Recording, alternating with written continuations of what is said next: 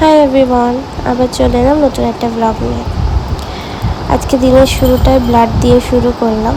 আসলে 7 মান্থে কয়েকটা blood test আছে, তো সেই জন্য বাড়িতে এসে ব্লাড নিয়ে গেছে। আবার 2 ঘন্টা পরে আমায় যেতে হবে ব্লাড দেওয়ার জন্য। সুগার টেস্ট দিয়েছে খাওয়ার আগে আর খাওয়ার পরে। তো খাওয়ার আগেরটা উনি এসে নিয়ে গেছে, খাওয়ার পরেরটা আমাকে বললো একটু গিয়ে দিয়ে আসতে।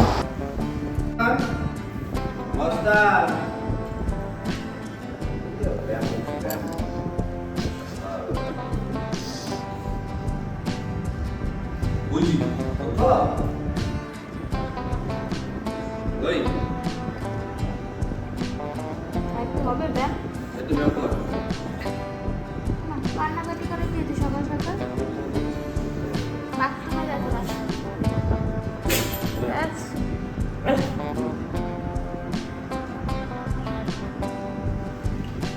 বেরিয়ে পড়েছি ব্লাড দেওয়ার জন্য।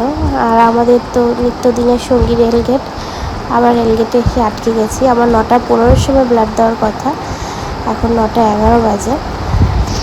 আমাদের এখানে এই এক সমস্যা, জানো তো, যতই তুমি তাড়াতাড়ি করে বেরোও না কেন, হাতে সময় নিয়ে বেরোও না কেন, এই রেলগেটে এসে তোমাকে আধ ঘন্টার উপরে দাঁড়াতে হবে।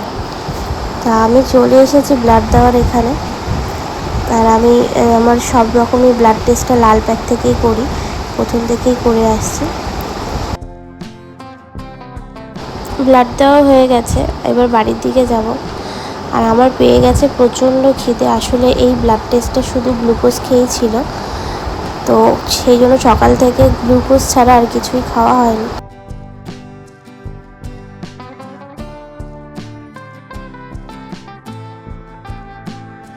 বাড়ি চলে এসেছি, এসে দেখি ডেকোরেটার্সের অর্ধেক জিনিস চলে এসেছে।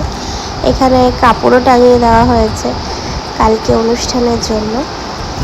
কালকে হচ্ছে আমার স্বাদ, তো তার জন্য এইসব আয়োজন।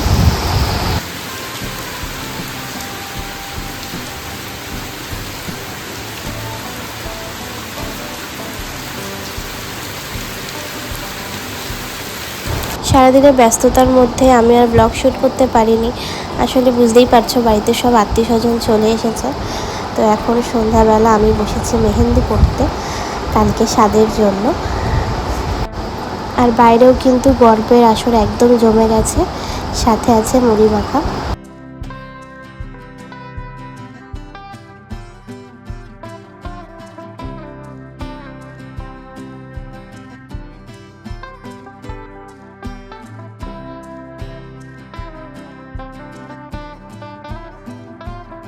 চলছে এখন চুষি কাটা। আর কালকে স্বাদের কিন্তু মেন হচ্ছে চুষির পায়েস। কালকের স্বাদটা হচ্ছে আমার শ্বশুরবাড়ির তরফ থেকে, তো আমার শ্বশুরবাড়ির দিকে কিন্তু স্বাদের দিন চুষির পায়েসটাই হচ্ছে মেন। চুষি কাটা দেখতে কিন্তু বেশ ভালোই লাগে, আবার চুষি কিন্তু সবাই কাটতেও পারে না। তো যিনি দেখছে চুষি কাটছে খুব স্পিডে, উনি হচ্ছেন আমার মামি শাশুড়ি, আর উনি হচ্ছে চুষি কাটার এক্সপার্ট। আর বাইরে কালকে অনুষ্ঠানের জন্য সবজি কাটাকাটি চলছে, রান্না যারা করবেন তারা চলে এসেছে আজকে রাতেই।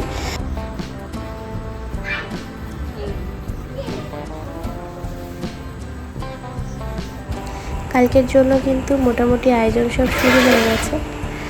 তো আজকের ব্লগটা আমি এই পর্যন্তই রাখলাম। ব্লগটা কেমন লাগলো অবশ্যই জানিও, আর যদি ভালো লাগে তাহলে কিন্তু অবশ্যই একটা লাইক করে দিও। খুব তাড়াতাড়ি দেখা হবে নেক্সট ব্লগে। সবাই সুস্থ থেকো, ভালো থেকো।